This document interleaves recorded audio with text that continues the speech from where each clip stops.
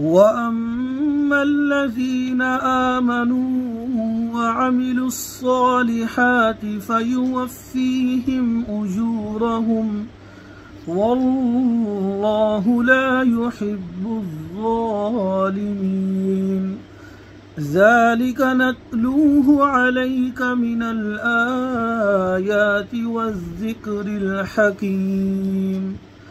إن مثل عيسى عند الله كمثل آدم خلقه من تراب ثم قال له كن فيكون. الحق من ربك فلا تكن من الممترين. فمن حاجك فيه من بعد ما جاءك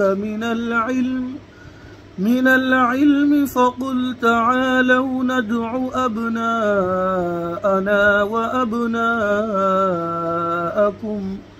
ونساءنا ونساءكم وأنفسنا وأنفسكم ثم نبتهل فنجعل لعنة الله على الكاذبين.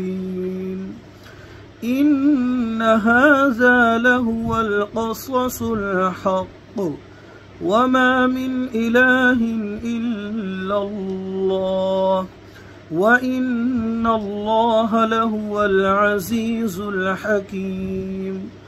فإن تولوا فإن الله عليم بالمفسدين.